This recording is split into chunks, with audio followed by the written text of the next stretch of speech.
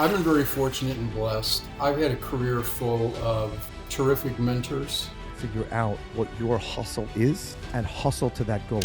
Marketing is really two things. There's the artfulness part of it, which is all about the creativity and the content creation, and we're willing to teach. Leadership today needs to invest that time. Welcome to Keep Hustling. Welcome to Keep Hustling, where we are going past the why to get to the how. I'm your host, the always hustling Aaron Gordon, aka NY Risk Advisor, aka Mr. Keep Hustling. In this podcast, we will be diving deep into the professional and personal successes of our guests to find out how they hustled through the most difficult times in their life and their development to achieve the success they've gotten to today. So buckle up for what hopes to be an amazing ride. And of course, now and always, keep hustling. Welcome to Keep Hustling with my guest, Ira Gleser. Ira, thank you so much for being here. My pleasure. Thanks for having me. How is the weather in Atlanta today? It's kind of a crummy day, quite honestly, but it is winter. Flights are grounded. Flights are grounded. Delta disaster, even though I'm a Delta loyalist. And it's whatever. Just rainy and cool. It's a good day to kind of be under a blanket, reading a good book or binge watching something. I have a lot that I want to ask you about as it relates to hustle and keep hustling. And I tell people, in every episode I mention this.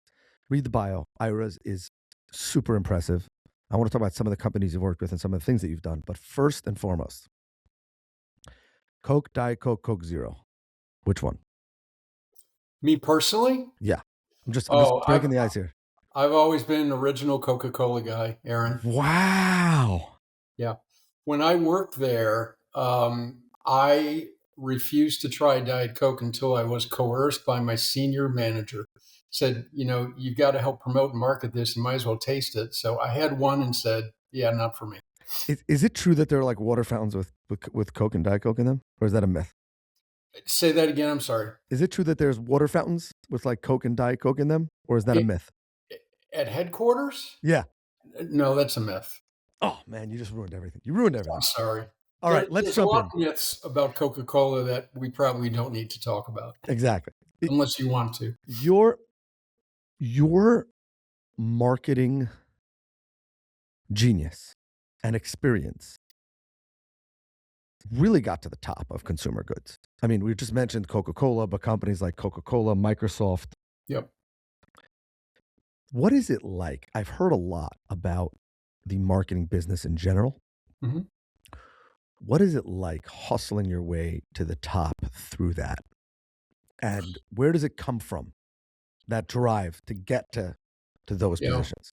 It's a great question. And by the way, I love the name of your podcast because not just because I'm a sports guy and all the sports analogies, but the whole idea of hustling has so much context for business. So kudos to you. I love that. The short answer, what is it like? When I mentor young people who are in marketing, want to get in marketing or get ahead in marketing, I try and bring it back. I'm a simple guy, right? I live in the South. We keep things simple. And I say, look, marketing is really two things. There's the artfulness part of it, which is all about the creativity and the content creation and being really compelling and engaging and having fun. And there's hundreds of great examples of what that looks like, not just advertising. Then there's the science part of it, which is more the analytical piece and really understanding your target audience and what are they thinking, feeling, and what do they want and where are they and how to reach them. And back in the day when I had, big marketing jobs, I could play in both playing fields, but I tended to really enjoy the analytical piece. The creative piece is fun, but it was more gratifying for me to figure out, okay, we have great creative or we have a great idea. Let's talk about the media plan. How are we going to reach these people? And so I think great marketers can play in both sandboxes, but there's different types of skill sets and competencies required. And I would just finish this by saying one of my favorite funny quotes. I have to give attribution. Sergio Zeman, who was chief marketing officer at Coca-Cola for quite some time. Amazing man, huge personality. He once said in a room of 500 employees, mostly marketing people, ladies and gentlemen, marketing is too important just to rely on the marketing people. So in a way, everybody's a marketer. And so part of the challenge is um, you have to build consensus. You have to build excitement for the idea. And ultimately, you have to go to somebody with your hat in your hand and ask for funding or ask for approval. And afterwards, you better be able to talk about ROI. Was it worth the trip? Was the juice worth the squeeze? So um, that's part of what the reality of it's like. And the hustling part, it's like anything else, Aaron. If you're passionate about what you do, you don't need the alarm clock to go off in the morning. You're already awake. And I had some great mentors and leaders. And one of the things I learned is you have to be really passionate. You have to be the number one ambassador for your idea, your brand, your product. And you have to build that excitement and you have to build that energy because you can't just mail it in. Even for a brand like Coca-Cola, you have to keep hustling because Pepsi's out there and Dr. Pepper are out there. And you know what? Folks are starting to say, I don't want to drink soda anymore. I want to have something else, maybe something a little healthier. So you have to have the passion and the energy. You have to have the fire in the belly. If you are trying to mail it in as a marketer, you're just not going to be successful. It's just my opinion.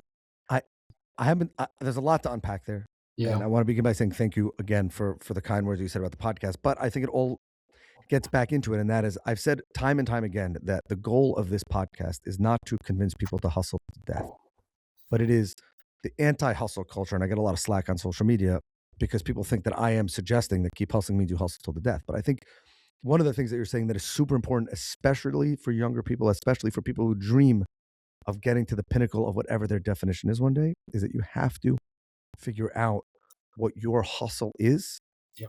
and hustle to that goal. Meaning, if I understand what you were saying, you're not the creative guy. You don't have the gimmick that comes to you in the middle of the night. You have the analytics side. Had you tried to force your circle peg into that square hole, you probably would not have gotten to anywhere that your bio says you got. And some of that is traditional. Some of that is saying, "Oh, but also the fact that you realized that your peg on the stool, your leg on the stool, was not the traditional one, right? The creative in marketing, as you said, right, is that the creative people have to find other people to buy in. But you're talking about being way before your time in analytics. What was it like back in the day trying to convince people that analytics was a thing? Not to get Moneyball here, but like now everybody does analytics. Analytics are easy. You have SEO, you have internet, you could see who goes up to the vending machine, what they take out of the all of that kind of stuff if you're in the beverage and food space. Back then I imagine it was a lot of like, we don't think this product is selling, but then we realized that 7-Eleven wasn't putting it in the right shelf or something. So You're 100% right, and my answer, it's a great question. My answer might surprise you a little bit. And yes, I'm going to date myself. I am a boomer and proud of it. But honestly, and I say this with a smile on my face, in those times there were lots and lots of quote unquote market research companies, and they would go out and do quantitative work. They would go out and do lots of surveys and talk to a lot of consumers. And then there was another set of firms who did a lot of demographic and geographic work. So to try and cobble together a story that today, pick your favorite AI assistant, Copilot, ChatGPT, you can probably get something in 60 seconds. But I wanted to say one other thing to answer your question, and this is really old school, so apologize in advance. I But love it. when I you ask, actually prefer the old school, just so you know. well, then I think you'll like this. Back in the day, one of the career life lessons for me is I was part of a team that went to a senior leader with a proposition to go spend a fairly big chunk of money, seven figures, on a research study. And I won't bore you with what we were trying to figure out and what the end in mind was. But we finished our pitch and he sat back in his chair and he put his feet up. He said, "Hey guys, I'll go find you the money. But as a shareholder, I have a better idea. Why don't you all get your behinds on some airplanes and go out into the market and go into some retailers and restaurants and convenience stores and watch guests and shoppers. Watch what they do, watch how they interact, watch what they buy. What you'll learn there is probably going to be exponentially more valuable than what a 65-page PowerPoint research summary is going to show. And that was a real life lesson for me from a career standpoint, that I think sometimes we get lazy, we sit in front of our screens, we get the answer. But even last week, I had an experience where I had some insight just going to a retailer I'm very loyal to and just watching how consumers interacted with the team in the store. And I think sometimes we forget how important that is. You know, the moment of truth where the rubber meets the road, where transactions happen. I agree with you 100%. And I think that a lot of what we're going to see, and I would say the opportunity for younger people. I am, unfortunately, I think no longer a new person in the workforce. I've been doing this for, closer to 20 than 15, than 10 years, I should say. But the people who believe that experience means nothing, and by experience, I don't mean the years that you put in, I mean the actual experience. I mean the to the clients, talking the clients through, having sales work that you didn't think were going to work, having things that made complete sense on paper and in numbers not work, and then figuring out because the lettering was wrong or was at the wrong time or what that experiential mode was that was incorrect. And I think that there's so much that is being missed on the technology side. And I see it in every single company that I interact with. And the companies that are big enough that can just solve problems quickly with money and easy solutions, so they can afford to have subpar customer service, because their ultimate customer service, Amazon's a great example, is we'll just let you keep the item, we'll refund your shipping, we'll take care of you. It doesn't matter that the person can understand what you were saying. It doesn't matter that the product didn't work. Nobody really cares about that as long as they take it back and all those kind of things. But for the average person, you're right. Watching how people go through stores, watching how people interact, watching the most successful employees who are the ones who have that experience. I think that there's going to be a big shift in the workforce, because the people who are not as qualified, who worked in the hotel, if you will, and can understand what it's like to be at the front desk, will be able to outsmart the analytics. Not that analytics are not important, but I think you have to have both.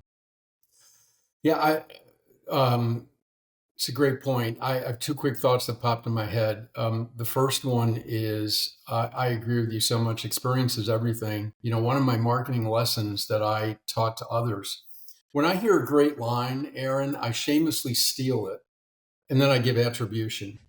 But the line, I remember being in front of an enterprise restaurant chain, a senior marketing executive, and he assembled all his agencies and supplier partners like Coca-Cola. And his call to action for us is, guys, I brought you all together. You have half a day to figure out, what he brought us all together to figure out. And the last thing he said is, remember, at the end of the day, we want to surprise and delight our guests.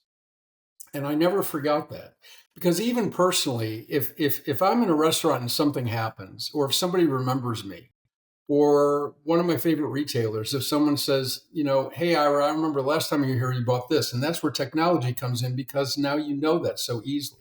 So experience is everything.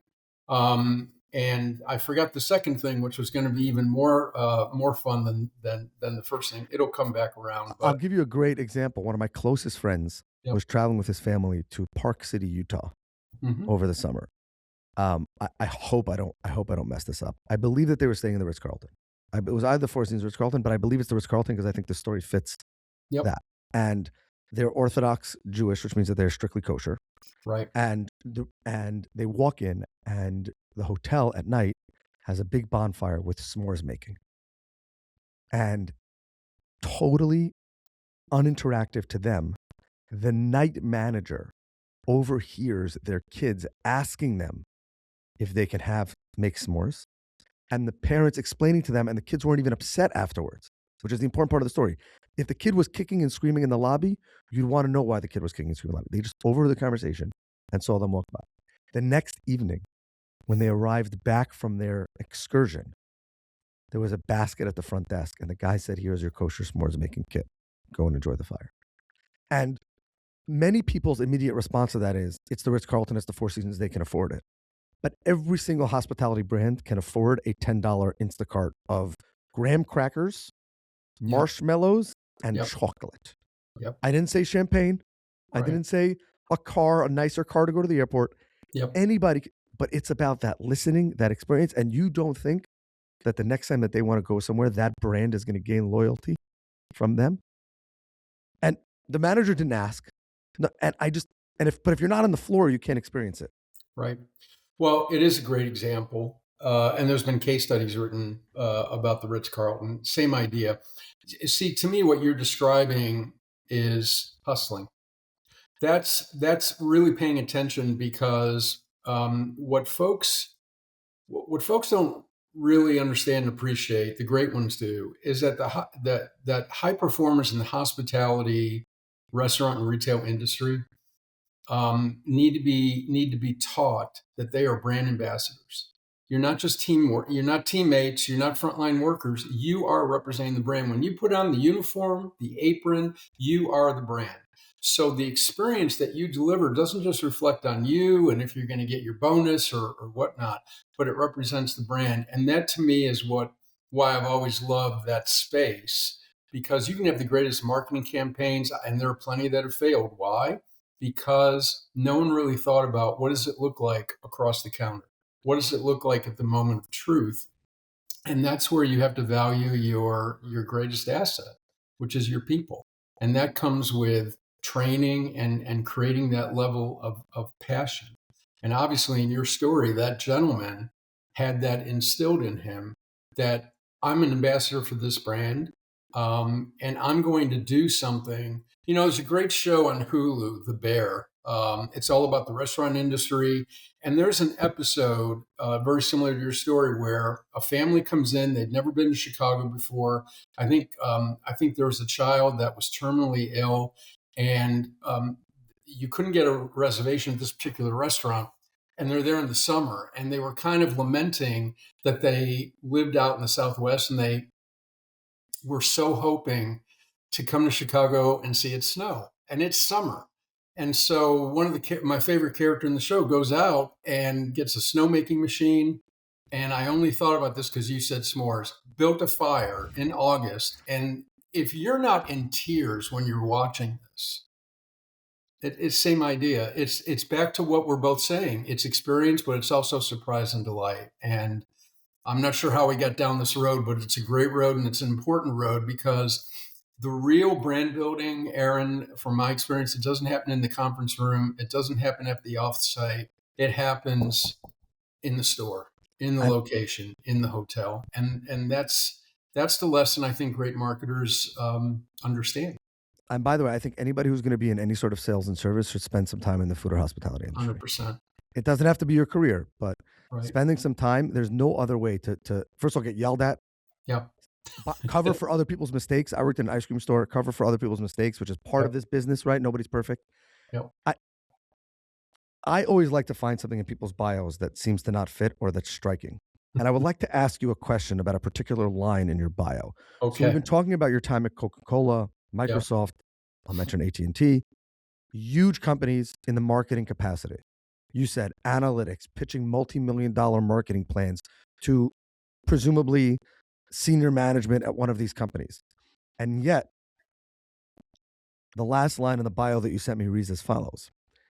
He also recently published the #1 Amazon bestseller, Stewardship for Business, which we will link in the bio below, a playbook for creating deeper, more successful customer relationships. Now, I am second generation of family business, boutique small family business, family owned and operated. I believe that my life's mission is to create deeper, more successful customer relationships. And everybody wants to create more successful customer relationships. How is it possible? And how did you get to? And what's the secret sauce of deeper relationships when, no offense to depths in relationships, you sold cans of soda, Yeah. a commodity? Right. How does deep relationship connect with that? Because I think that there's a lot. I assume there's a lot there. Yeah, there's about another 30 minutes worth there, but I'll just keep it at 10,000 feet. First of all, thanks for asking. The whole area of customer relationship management has been a passion of mine because my journey has really been, I've worn two hats most of my career: marketing, we've talked about, and then business development. And we'll just take the Kansas soda real quickly. Yep. Lots of soft drinks made their way to shelves or in cups, thanks to a lot of hard work by me and a lot of other folks. But you have to remember, in the value chain, whether it's a bottle of soda or a cup of soda or what have you, it has to make its way through a retailer or an operator, and that's a customer. And yeah, you have a great brand and they're obligated to carry your brand, but creating value, bringing insights, what's going on in your industry. Hey, we're seeing this, bringing trends, not just walking in saying, hey, we've got a great summer promotion. How many cases can we sign you up for? It's really showing a deep understanding of their business. I used to love starting off a meeting with a retailer saying, when I was at store 2560 the other day, full stop. Tell me about your experience. Tell me about my team. Tell me about what happened. What'd you order? What'd you buy? What happened? And my colleagues are looking at me like, where did that come from?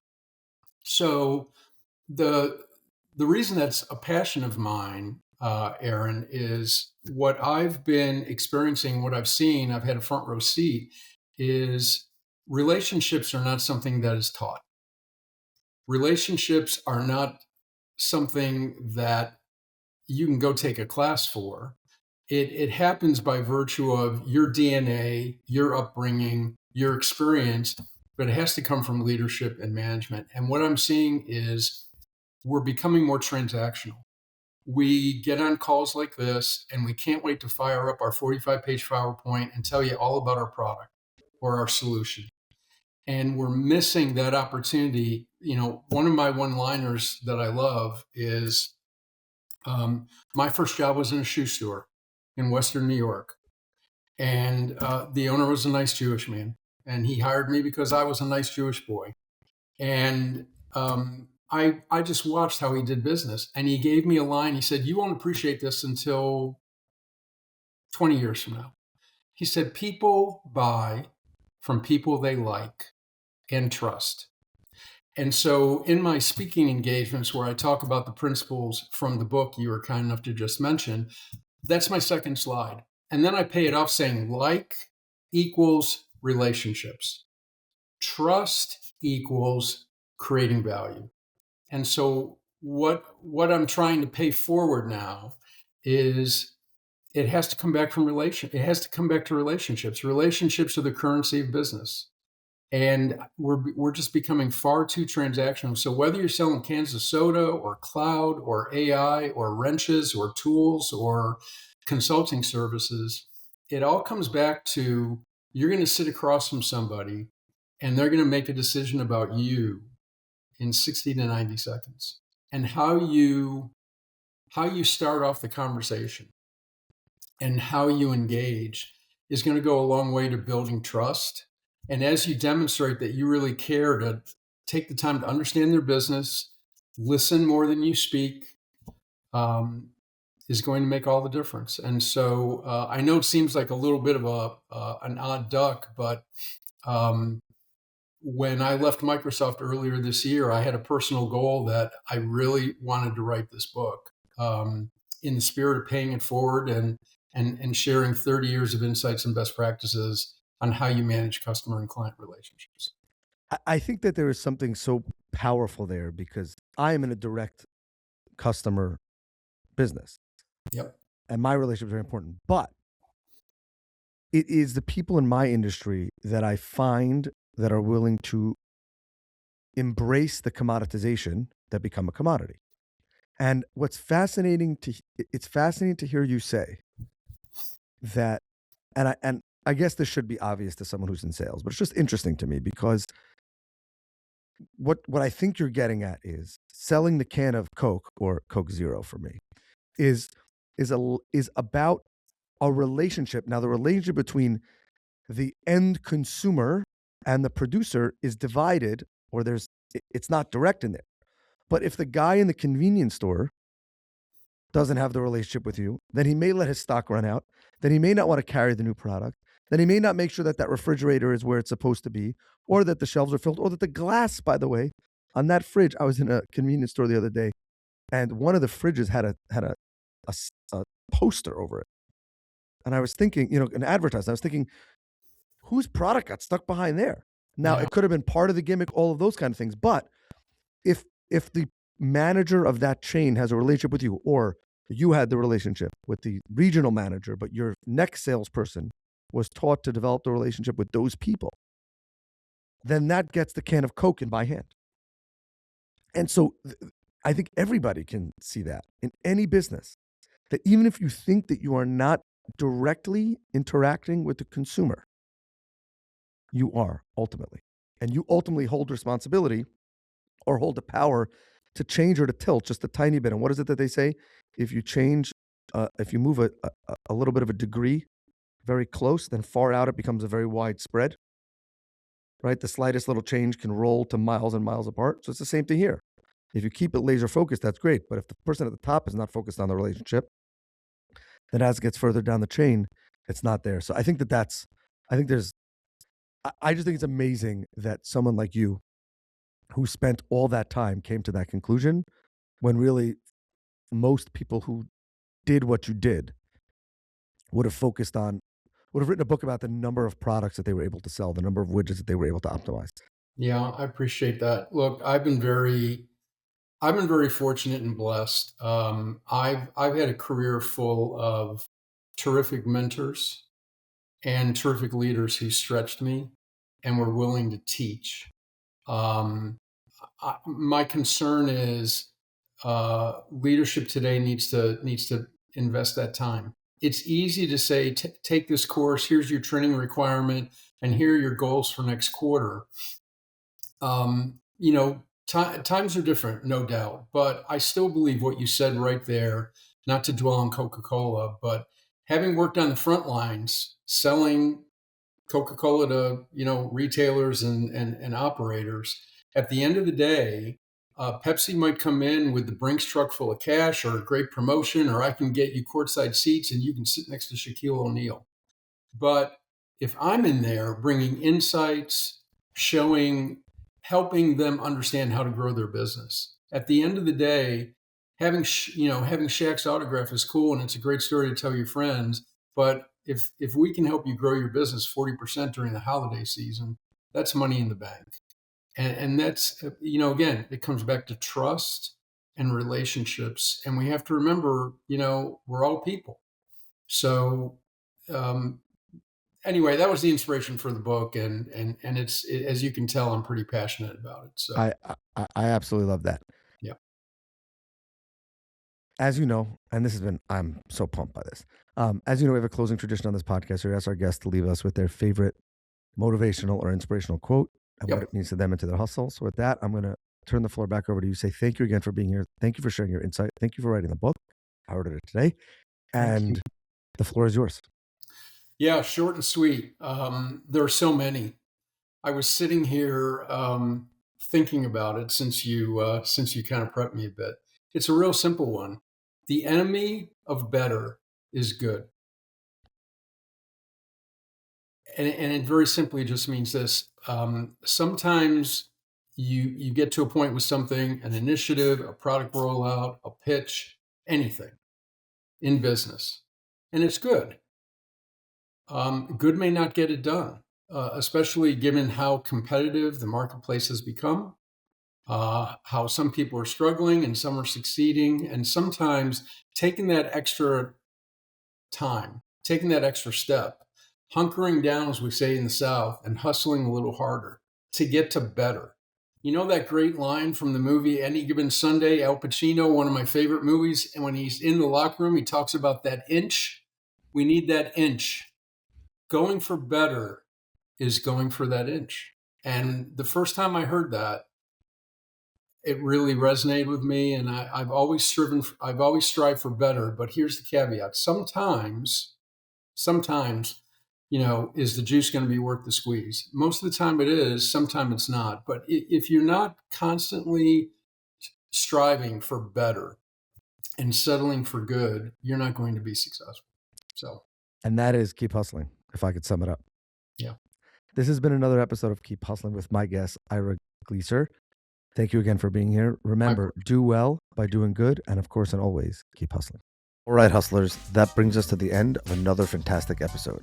Thank you for listening. Be sure to subscribe to our podcast so you never miss an episode. If you have any suggestions, comments, or even just want to say hello, please feel free to reach out to us on all social media platforms. We are Keep Hustling Pod. Until next time, stay curious, stay hungry, and keep hustling.